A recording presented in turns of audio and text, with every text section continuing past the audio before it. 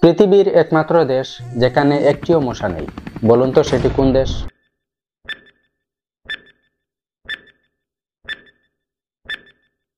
কি ধরতে পারলেন না তো? সাধারণত ভারতীয় উপমহাদেশের দেশগুলিতে আমরা রাতে শোয়ার সময় নেট ব্যবহার করে থাকি, কিন্তু এটি পৃথিবীর একমাত্র দেশ যেখানে আপনি নিরাপদ থাকবেন মশা থেকে।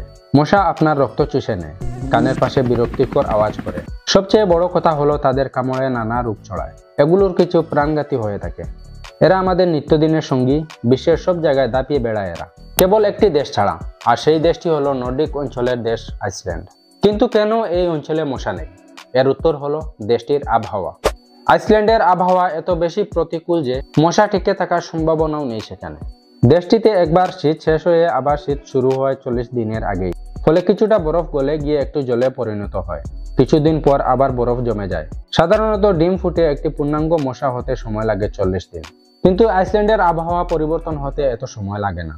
সারা বছর এখানে বরফ জমে থাকার কারণে এখানে মশার বংশবৃদ্ধি অসম্ভব। তাছাড়া তীব্র শীতে মশা বেঁচে থাকাও কঠিন।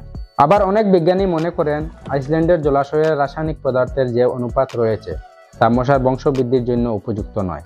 ফলে সব মিলিয়ে জলাশয়ের অভাব, তীব্র শীত ও স্রোতহীন নদীর অভাবে আইসল্যান্ডে মশা জন্মাতে পারে না। এছাড়া মশার বংশ বিস্তারের জন্য প্রয়োজন জলাশয়ের। বিজ্ঞানীরা মনে করেন নোংরা জল থেকে মশার জন্ম হয়। তবে আইসল্যান্ড একটি ধনী দেশ, এখানে নালা নর্দমাগুলি সবসময় পরিষ্কার করে রাখা হয়, তাই সেখানে মশার সৃষ্টির সম্ভাবনা নেই। আমাদের দেশ যেহেতু নাতিশীতোষ্ণ অঞ্চলে অবস্থিত, তাই এখানে মশার বংশবৃদ্ধি অনেক সহজ। তাছাড়া খাল, নদী, নালা, জলাশয়গুলি আবর্জনা পরিষ্কার করা হয় না, ফলে বিভিন্ন সময় বিভিন্ন ধরনের রোগ ছড়ায়। আমাদের প্রয়োজন জলাশয় ও রাস্তার পাশের ড্রেনগুলি পরিষ্কার রাখা। এতে ম্যালেরিয়া, ডায়রিয়া এবং ডেঙ্গুর মতো রোগ থেকে বাঁচা সম্ভব হবে।